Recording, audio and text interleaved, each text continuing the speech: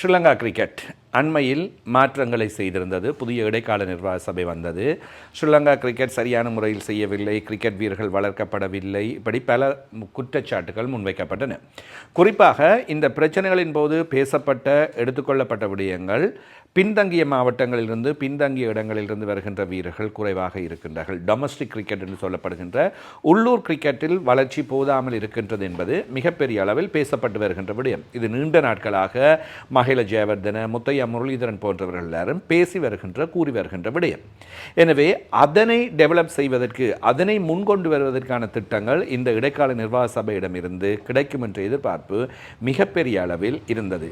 ஆனால் அது மறுபக்கமாக போயிருப்பதாக தகவல்கள் கிடைத்திருக்கின்றன. மாவட்ட ரீதியில் 2 நாட்கள் கிரிக்கெட் போட்டித் தொடர் நடத்தப்பட்டு வருகின்றன. பொதுவாக கொழும்பை தவிர்த்து வெளி மாவட்டங்களில் இவ்வாறான போட்டிகள் நடைபெறுவது மிக அபூர்வம். ஒரு வருடத்திற்கு ஒரு போட்டித் தொடர் மாத்திரமே நடைபெறுவதாக மாவட்ட கிரிக்கெட் சங்கங்கள் தெரிவிக்கின்றன. அதாவது ஸ்ரீலங்கா கிரிக்கெட்டுக்கு உட்பட்டு இயங்குகின்ற மாவட்ட ரீதியிலான கிரிக்கெட் சங்கங்கள் அவ்வாறான விடயங்களை தெரிவிக்கின்றன. கொழும்பில் ஏராளமான டொமஸ்டிக் கிரிக்கெட்டுகள் நடைபெறுகின்றன, உள்ளூர் போட்டிகள் நடைபெறுகின்றன. ஆனால் வெளி மாவட்டங்களை எடுத்தால் போட்டிகளின் எண்ணிக்கை மிக மிக குறைவாகவே இருக்கின்றது. தொடர்ச்சியாக போட்டிகளில் விளையாட முடியாது, வீரர்கள் அவ்வளவாக கிரிக்கெட்டில் அக்கறை செலுத்துவதில்லை, அதன் காரணமாக வீரர்கள் உருவாவதில்லை என்ற குற்றச்சாட்டும் இருக்கின்றது.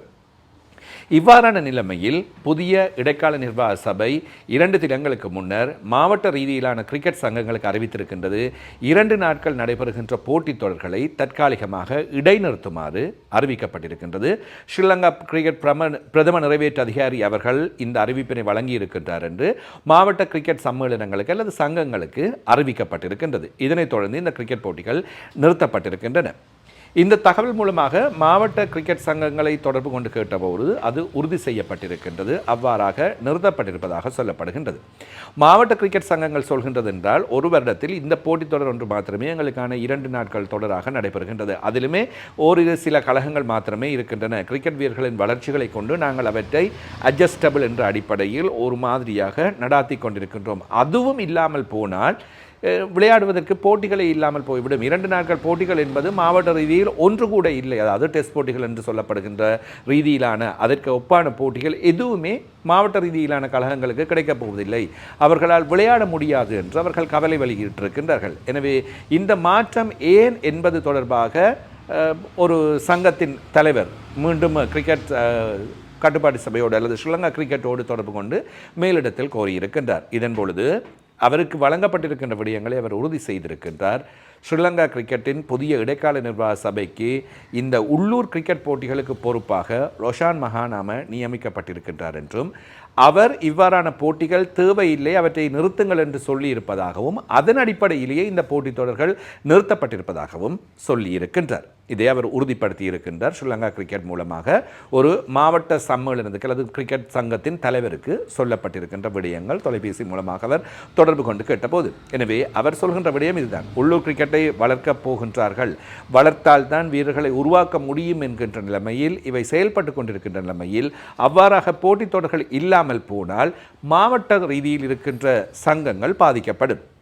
ஏற்கனவே வடக்கு மற்றும் கிழக்கில் உள்ள பல மாவட்டங்களின் கழகங்கள் உயர்த்தப்படுவதில், தரம் உயர்த்தப்படுவதில் சிக்கல்கள் இருக்கின்றன, தகவல்கள் இருக்கின்றன. பல மாவட்ட கழகங்கள் இவ்வாறான இந்த விளையாட்டு நிகழ்ச்சிகளை நான் செய்ய ஆரம்பித்த வேளையில் என்னுடன் தொடர்பு கொண்டும் பேசி இருக்கின்றார்கள். எனவே தாங்கள் ப்ரமோட் பண்ணப்படாமல் இவ்வாறு இருக்கின்றோம். கொழும்பை பிரதிநிதித்துவப்படுத்துகின்ற கொழும்பை அண்டியுள்ள மாவட்டங்களிலும் கொழும்பை சேர்ந்த கழகங்களும் ஏராளமான கிரிக்கெட் போட்டிகளில் விளையாடுகின்றார்கள்.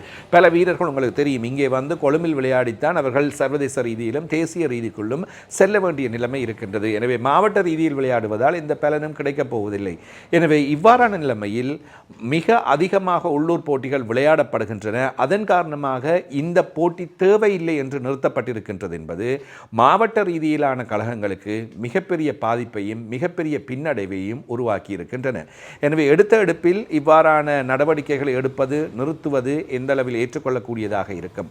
புதிய இடைக்கால நிர்வாக சபை வந்ததன் பின்னர் இதுவரையில் மாவட்ட ரீதியிலான கிரிக்கெட் சங்கங்களோடு எந்த விதமான கூட்டங்களும் நடைபெறவில்லை, எந்த விதமான சந்திப்புகளும் எடுக்கப்படவில்லை. மாவட்ட ரீதியிலான சங்கங்களினுடைய ஃபீட்பேக்ஸ், அதாவது அவர்களோடு எந்த விதமான கலந்துரையாடல்களும் இல்லாமல் இவ்வாறானதொரு முடிவெடுக்கப்பட்டிருப்பது என்பது நிச்சயமாக மாவட்ட ரீதியிலான தொடர்பிலான கழகங்களுக்கும் வீரர்களுக்கும் பின்னடைவை உருவாக்கும் என்ற விசனம் தெரிவிக்கப்படுகின்றது. எனவே இந்த வீடியோவை பார்க்கின்ற மாவட்ட ரீதியிலான விளையாடுகின்ற கழகங்கள், வீரர்கள், நிர்வாகத்தில் உள்ளவர்கள் தயவு செய்து காமெண்ட்ஸ் பகுதியில் இந்த விடயம் தொடர்பில் உங்களுடைய பதிவுகளை இட்டால் இது தொடர்பில் இன்னும் மேலதிகமான தகவல்களை பெற்றுக்கொள்ளக்கூடியதாக இருக்கும், அவற்றுக்கு இலகுவாக இருக்கும். எனவே இவை தொடர்பிலான டெவலப்மெண்ட் அல்லது அடுத்த கட்டமாக சில வேளைகளில் இதிலும் பார்க்க மேம்பட்ட புதிய திட்டங்களை புதிய இடைக்கால நிர்வாக சபை கொண்டு வரப் போகின்றதா, என்ன நடக்கப் போகின்றது என்பதை நாங்கள் பொறுத்திருந்து பார்க்கலாம்.